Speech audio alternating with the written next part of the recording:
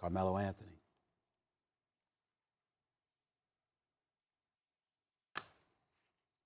It's bad. Shot 2 for 12 last night. Other night was relatively decent, but in the end, as a starter, he's shooting 30% from the field, 33%. 10 of 30 shots he's made. They've looked horrid in both games he has started. Now, I have been on the record. Carmelo has to start because coming off the bench, he'll be even worse.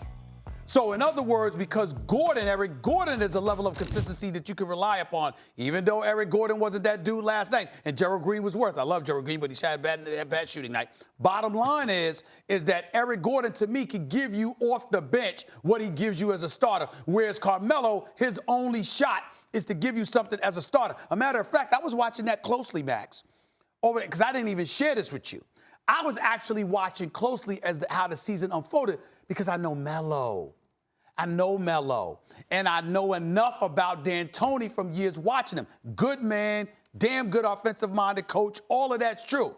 But D'Antoni has never really been a fan of Melo. And so to me, putting Melo coming off the bench, Melo's going to one of those situations where you're setting him up to implode because, my goodness, how much is he going to be able to take that? But Harden gets hurt, Melo gets in the starting lineup, and it's early, but it don't look good. Hold on. It don't look good. And so I'm looking at that, and the only point that I want to make is when we talk about being in trouble with Houston, I would ask you to remember, CP3 just re-upped. We talk about CP3 down the road getting $37 million per. And so he ain't getting no younger. Hold on. There are three different things. Let's take them one at a time. Quickly with CP3. That's what I'm telling you. He's 34 years old. You can expect some decline. Maybe it's starting already. Maybe it'll start next year. But guys don't stay the same. In spite of Tom Brady and LeBron James, forever they start to decline. Hold on. What? Can't just gloss over that. What?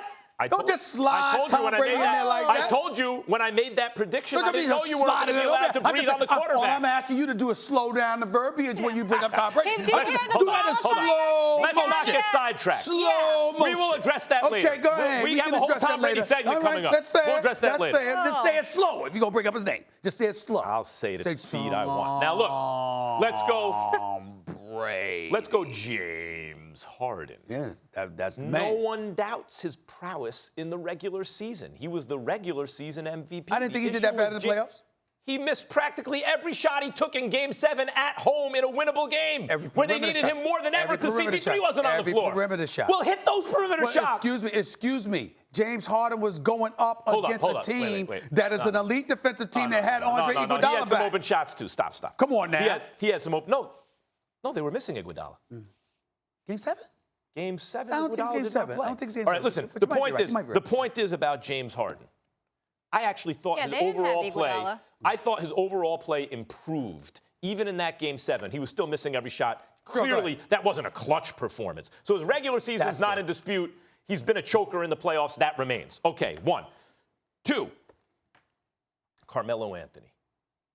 Stephen A., if Carmelo Anthony's going to have a problem coming off the bench, that's a Carmelo problem.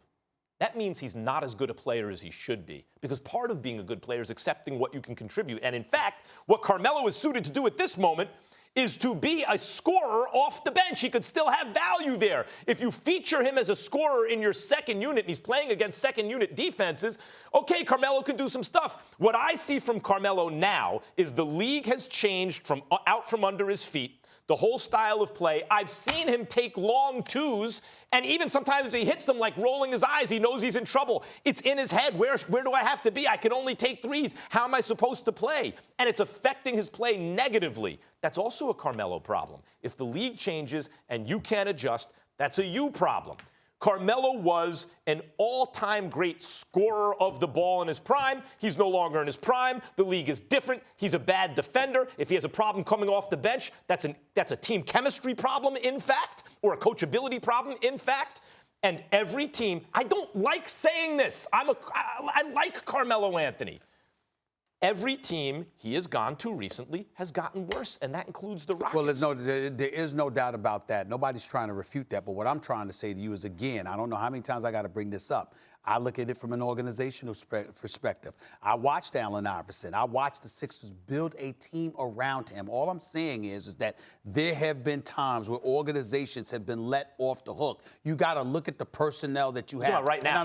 Well, let's get into right now. Year. Let's get into right now. The point that I'm trying to make to you there is, again, Kevin Durant left OKC for a reason now, so we understand the adjustment that goes with going with being there. But more importantly than that, sometimes it's about knowing your personnel and knowing, do you put guys in a position to succeed? That's the job. You just said he'd have a problem coming off the bench. That's where he could succeed. I said he would be worse off the bench. That's what I'm saying. But he actually. I'm saying he would be worse off the bench. If you take the personality out of it, you'd think he'd be better off Max, the bench. Max, I'm telling you, feature him. Psychologically, particularly when it pertains to shooters in the game of basketball, coming off the bench is far more difficult for them than warming up and then being out there in the starting lineup. It Jamal affects Crawford certain guys. could do it. I said there are guys who are specialists in that regard. Melo ain't that dude. He's never come off the bench. So what you're saying is he cannot adjust to the league either in terms of style of play or emotional acceptance of his role. That's what ended Allen Iverson's career. Okay. It happens. Okay. There are players who cannot make that adjustment. Not that it happens. And it's happened. No. It's happened. There are people who cannot make that adjustment, and I'm proclaiming that Melo is one of them.